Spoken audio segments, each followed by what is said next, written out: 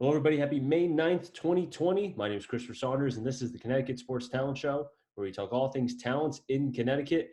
And on today's show, we have a former Bristol Central star now playing for Yale. His name, Dathan Hickey. Dathan, thanks so much for being able to come on today. No problem. I think before we talk about your time with Yale, I think, specifically going into your time with Bristol Central, just talk about, your first couple years with Bristol and just kind of getting acclimated to becoming the football player that you are today. Yeah, starting off at Bristol Central, first of all, my dad was a alum there, so that already brought a little bit of pressure for the athlete that he was. Mm-hmm. So I was just trying to live up to that reputation that he built. And my first couple of years, I was a little guy, 5'5", 112, came in as a freshman, and it was that really stepped up my work ethic and Mm-hmm. knowing that I wasn't the big kid or I wasn't going to be the big kid. I had to get an edge over somebody, or edge over the rest of the players that are playing in front of me. Um, my freshman year, I got a couple of snaps varsity, running the ball like one or two games, and that was a great feeling. But I knew that wasn't all I wanted to do. I didn't want to just be a couple play guy.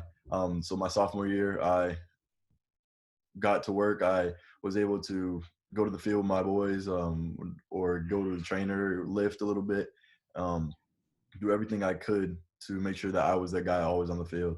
And um, my growth period that helped a little bit more. I grew to 5'11" that year, and still little in weight, but uh, that's with high school. But that just getting to work, making sure that I'm taking care of everything I can off the field, so I could perform on the field.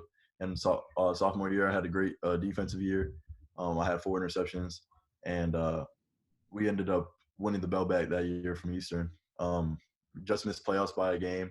So uh, then going to my junior year was the year that that's the big year that you have to have for colleges. Colleges look at your junior film before your senior film, obviously, and uh, that's what helps them decide whether they're going to give you a look or give you a offer or um, even keep you on their radar. So me having a pretty good junior year as well, um, that was another blessing. Just being able to play and show my talents. I wasn't too much of an offensive guy in my junior year either, but Mm-hmm.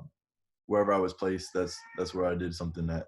And in my senior year, it was just, all the hard work I did throughout the off season that year were trainers just up every day. I was up 6 o'clock in the morning before school, getting in lifts Mm-hmm. every day, and everything that I was doing leading up to that season Mm-hmm. paid off during the season.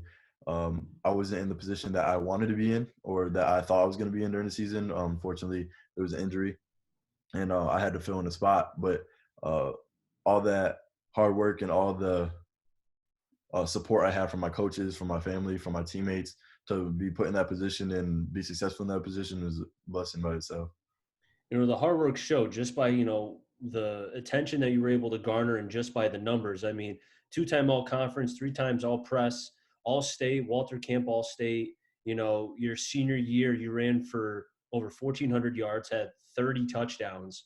I mean, the proof is in the pudding. Yeah. But, looking more into getting away from the numbers for a second, just looking kind of at the positions that you played, as somebody who, now that I know from your freshman year to your senior year, you continue to grow, was it tough for you to play different positions knowing that you were going to continue to keep growing and getting stronger?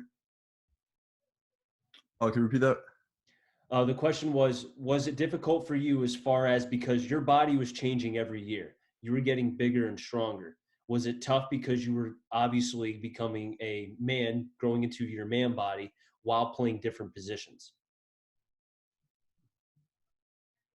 Um, it was hard because all the different positions call for different skills and uh getting moved around in the defensive backfield. I played outside linebacker sometimes, then I played corner sometimes, I played safety sometimes. So just being able to, I guess, stay familiar with all the technique and all the skill that had to go behind that, and then getting moved to the offensive side of the ball, where I would play receiver sometimes, then I would play running back sometimes, and then my senior year I was a quarterback. So all that, it is hard with the growth in your body and stuff, and then um, so much is physically demanding on your body, being able or having the opportunity to play all those positions at the same time. Now, I think the one biggest thing looking at because of everything that you were able to garner because of all the attention and for you being a fantastic player, how did you handle that both on and off the field? Because even for a young high school athlete, sometimes you kind of, not to say you get full of yourself, but you kind of, rest on your laurels. How did you avoid that and continue to motivate yourself? Um, just I guess my personality, I'm never satisfied. I mean, just getting an offer and committing to a college isn't good enough for me. Like, I always want to make sure that I'm working to better myself, and that's bringing people along with me, not talking down on anybody or making them feel like they're below me.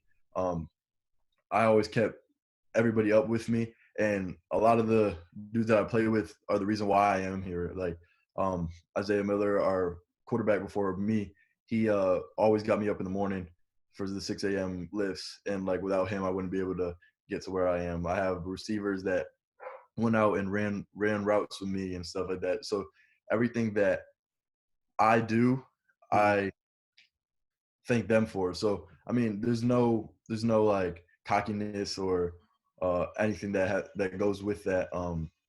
Confidence, yeah, to the highest peak, but um, I never stepped over that line of arrogance. And the confidence was able to, as showed on the field, you also were able to get a lot of offers and attention from a lot of colleges as well. What what limited you to only Yale, Army, and Elan? Because I'm sure you were having offers from a number of schools from, the Power Five, non-Power Five, and so on. Yeah, narrowing it down to those three schools, Mhm. Army is just they were my first offer, and for them to take that chance on me and be the first offer, I mean, that meant a lot to me. So that was definitely one that was staying with me. And Elon, I went to a Duke camp. They brought me up to campus after that Duke camp, and the campus is beautiful. Coaches I got along with, and that was just a great experience. Also, um, that we just stayed in contact there, and that seemed to be the place that I was going to go. And then in the middle of the season, I got an offer from Coach Reno, and after that, I was like, if I could actually get into this school, then this is the decision that I need to make, and this is the decision that will benefit me most in my future. And your time at Yale, I mean, your first year, you really, you were able to get some playing time and really kind of show yourself. What was your, I don't want to say feeling, but going into that freshman year at Yale, what were you thinking? Because were you thinking, I'm trying to win a spot, or am I just trying to produce as far as whenever I get my chance? Because I know eventually I will have a chance to start. Um, Coming in, Mhm. I think all freshmen come in with a chip on their shoulder, and like I have to prove myself, and that's exactly what I had to do. And I was trying to prove myself, and I wasn't trying to. Well, I wanted the starting spot, obviously, but Mhm. I knew that I had to learn a little bit before that came, and the opportunity came sooner than I imagined. And when it did come, I took it and did the most I could with. I never wanted to be a sideline player or for the whole season, but the opportunity to come in the second game where I could come and show what I'm gonna bring for the next 4 years is really a blessing as well. Were your parents able to come watch a lot of the games, or more so the games that you were able to play? Yeah, my parents don't miss a game. They Really? make Good for uh, them. home games and away games, so that's also a blessing. Just Mhm. showing like the support that I have behind me, where they won't let themselves not miss a game for me. Who's the loudest, your dad or your mom? Oh, my mom, Oh, your mom's the loudest? yeah, she doesn't play. She's on the refs, huh? Always on the rest, on the players, whatever it may be. But I'm always hearing her. That's awesome. See, I'm surprised though. I would think because your dad's a former basketball player, played at Westcom, was very good and successful. both in high school and college. I'm surprised he's not a little bit louder, I mean, he's loud, but my Oh, it's mom, just a battle. It's a my mom, battle of who's louder, right? yeah, she's more like just yelling, and then he's more like criticism, just like saying stuff. So I take both, just let it go.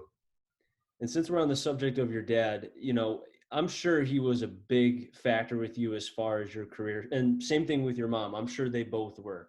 But specifically about your dad, what did he do as far as to prepare you for where you are now, as physically, mentally? Because you sound like, just by, for the couple minutes that we've been talking, you seem very down to earth, very humble, not someone that kind of gets outside their boundary. Yeah. Well, he was my coach, my football coach. He started being my head coach fourth grade and for the Bristol Bulldogs, and coached me all the way through middle school.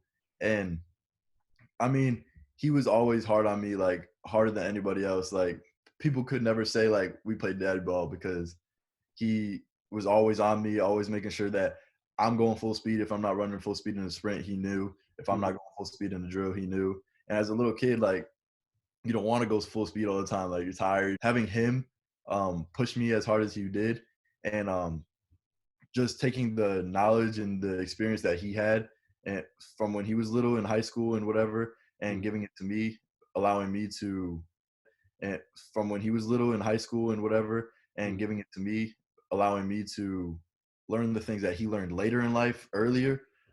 That really put me in a great position. And he always made sure that I was putting myself first, but making sure that I'm not bringing anybody else down, because at the end of the day, when you're worried about somebody else, you can't rise to the peak that you want to rise to. What's the biggest piece of advice that he's given you thus far that has really kind of stuck with you and has carried you to where now you are very successful in your career at Yale? Something he always told me since I was little was don't talk about it, be about it. So I just live by that. I mean, I don't talk much about what I do, or like Mhm. when I get my offers and stuff, I didn't talk much about it, but I know that in a sense, talk is cheap. I mean, you can talk all you want, but if you're not performing on the field like you should be, or doing what you need to do, and that all that talk means nothing. So that's probably the biggest thing he said to me. I mean, that's pretty good advice if you ask me. I mean, you think about, I mean, you're a young man. I'm sure you've been around people that kind of, do a whole lot of talking either on, your own team or opponents who talk a lot. And then when the lights turn on, they kind of become something completely different. Yeah, exactly. So, Can't. that's pretty good piece of advice right there, and going into the games that you have played, we'll go into 2019 because, you played a whole lot. You did a whole lot of work in 2019 for Yale. The first game against Cornell, you had 2 interceptions. Just talk to me about kind of if you can remember those interceptions in those plays. Oh, yeah, we don't forget those. The first interception, I was Mhm. on the right side of the field, and the receiver was actually on the left side of the field running a post. And something that our DB coach stresses all the time is no los, which is lack of swarm. So we're always running to the ball, whether it's in the air or on the ground. Mhm. And seeing the ball thrown in the air, I saw that my corner was in a great position, and at this point I was playing safety. Um, and I just ran to the ball. I knew that either my corner was going to knock it down or intercept it. So as I saw the hand go knock it down, I slowed down a little bit Mhm. and just hit it right into my hands. And I caught it, dove, fell, and then got up, celebrated with my teammates. And then the second interception, I was actually in man on the slot receiver. He ran a post, and our defensive lineman brought great pressure as they were all season, Mhm. and forced a bad ball. And I actually dove, caught it before the receiver had a chance to, and that was the second one. Just The way that you were describing that to me, kind of, it goes back to your time in high school where, because you played so many positions, and now since you're solely just a defensive back, do you think that it helped because you were a wide receiver, you were a running back, you played all these positions, so now in the back of your mind, you kind of already know what they're thinking, and you can kind of react to that. yeah, there's a lot of plays in college that I know Hmm. what I would do on offense, so that helps me on defense, knowing that all right, if this guy's here, this guy's gonna go here, and it's just like thinking like during the play and also consciously, like you're not bringing it to the forefront of your mind, but um, just knowing that all that could happen, and that's what I would do as an offensive player. That'd be the smart thing to do. Puts me in the right position. And then as far as ball skills, I mean, we were working ball skills all my high school career, catching the ball and stuff. So me tracking the ball isn't a problem. Yeah, it looks like just from the, because I did watch a couple of the games last year for Yale, obviously not knowing that I'd be talking to the Dathan Hickey. So again, thank you for being able to come on. I do appreciate it. I have to tell you, A, you look like you like to tackle, and two, you hit hard. And, I thought, watching NFL games, I'm a Cowboys fan. So when I see like Jalen Smith or when Van Der Esch is not injured because of his neck, when they tackle, I feel like I'm feeling it. And when I watch you tackle, man, I go, ooh, that looks like that hurt. Yeah, I do. That's just like something that I grew up doing all the time. I mean, we obviously the rules weren't as strict as they are now with tackling in practice, so we were always doing Oklahoma drills and uh, all the hitting drills you could think of in practice. And I wasn't the big guy, so I was always just having to bring the thumb. And it's just tackling is just heart and the mindset. It's not about how big you are and stuff like that. So um, that's always been something that I like to do, and I found I guess I found it fun. So being able to do that in practice, I mean, in college with a little bit bigger body, Mm. just brings out all the fun. And I'm glad you mentioned the rules because, as you know, because I'm sure you watch the NFL, the Yeah. game is kind of going towards offense where you can't even touch a wide receiver, flag. You can't even get anywhere near a tight end, anything, flag. So, how are you, as a defensive, a defensive player, defensive back, how are you adjusting to the rule changes? Because I'm sure that has to be difficult.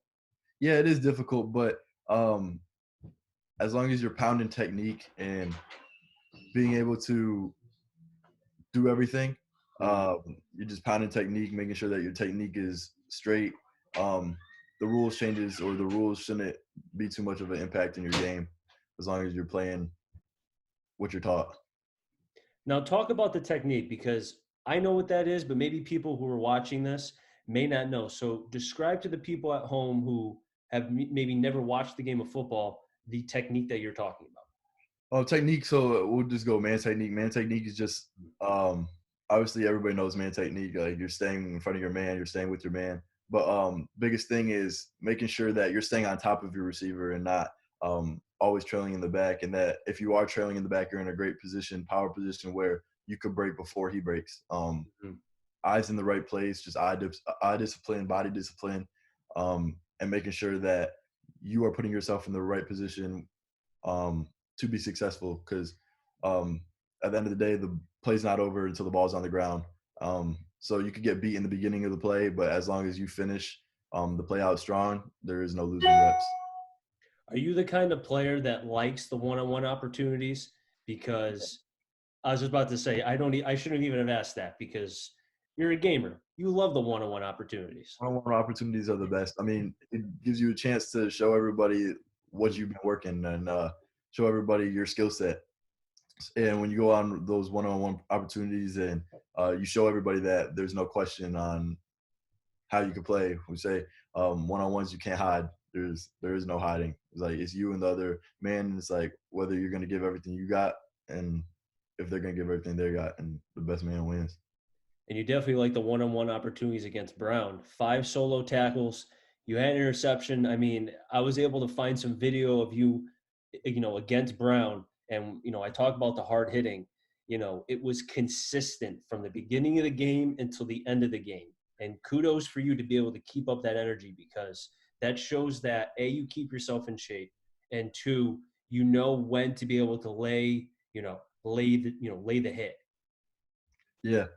Brown, that was a real good game. Mhm. I was just coming off a concussion from the week before, and I was I was a little nervous about how it was going to end up. But going into the game, you can't be thinking about injuries and stuff like that. So I just went out and played my game as I usually do, and those opportunities come in. Whether I know there's an out route that I hit the receiver on, Mhm. I had a solo tackle, almost a sack on the quarterback on a blitz, and just little things like that. That just making sure that I'm always running the ball and always in the position to be in the play. Is there anything that, again, we hope that there's going to be a football season in the fall. So let's look at the glass half full and let's hope that there will be. Is there anything that you want to work on to make sure that you are as most prepared as possible? And maybe even, let's say, if there is a season, players who are not going to be working as hard as you. So you're already going to be one step ahead of them. How are you going to keep it like that? Basically, um, I really want to work on my eye discipline and taking not taking plays to the next play. So leaving the play in the past, whether it's good or bad, Mhm. forgetting about that play because you got to keep going next play, next play, next play, and just build on top of that. And that's something I really need to work on. Something that I've been very, very hard on myself for. Then with eye discipline, making sure my eyes are in the right place, whether they need to be on the quarterback or the receiver, making sure that's right in the right place. And I guess just staying in shape throughout the season, making sure that I'm getting my recovery lifts in, um, and I'm not losing any muscle, and if anything, gaining muscle during the season. Just making sure that I'm tip top shape throughout the whole season. You mentioned how, trying to move on to the next play. That's something that, I've heard veterans in the NFL 10, 15 years say that they even have trouble because they're so competitive. And there's nothing wrong with that. But do you feel like that's something that you had even in high school? Because let's say you missed a tackle or you should have ran in a ball that was a 30-yard run and it was only 25 because you got tripped up. Would Mhm. you say that's your competitive drive? Yeah, it's just the drive to be perfect. Like I always want to be perfect. There's nothing that should stop me. That's the way I think. And just like when something's not perfect, I get upset. So say I give up a catch, it bothers me, and it bothers me a little bit too much where I'm worrying about it and not able to play to my best potential Mm. the next play, and then it just keeps going and going and going. So the easy or the faster I get rid of that and forget about it, the easier it is to just come back and play my game. Who is the best offensive player that you faced in 2019? Offensive player. Could be Uh, someone on your own team. It could be somebody that was an oh, opponent. my own team, we have a whole bunch of offensive players on my team. You have a Um, lot. Reed Klubnik and JP Shofi. Mhm.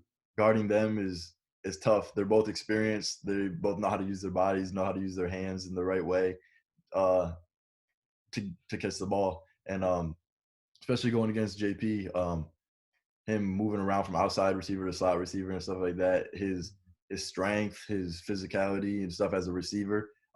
It's great to learn from as a DB. Seeing that receivers can be physical and use their bodies in the right way. I've always believed that if you want to be the best, you have to face the best. Because if you face competition that's less, or let's say you're facing a player that maybe isn't to the equal value of yourself or higher, Even worse. then exactly, you're going to get worse. And, my old baseball coach in college always said, every day, if you're not getting better, you're getting worse because you're getting older. And there's going to be somebody younger that's going to take your spot. And I Exactly. think for yourself, looking for that, who's the best player? Okay, I'm going to go against him. I think that mentality and that, attitude will get you far in life because it even extends beyond football. Exactly. You got to go out and get what you want. Now, Dathan, one more question. Again, thank you for being able to come on. I really do appreciate it. Are you the kind of defensive back that would either go for the big hit or go for the long interception and return it back? I'm definitely go for the long interception and return it back. I I figured love that. getting the ball in my hand. As soon as I get in the ball in my hand, it's like a flip switches, and Mhm. it just brings me back to high school days where I would run down the field and do what I do best with the ball in my hand. And man, you're a fantastic player. Seriously, keep up the good work, and keep representing Connecticut in the right way, and Bristol as well. Which Bristol has had a storied history amongst players in all sports, football as well. But you're doing a great job, and thank you for being able to come on. I really do appreciate it. Thank you, appreciate it. Now, wrap things up here in the Connecticut Sports Talent Show. So until next time, stay safe and enjoy the rest of your day, everybody.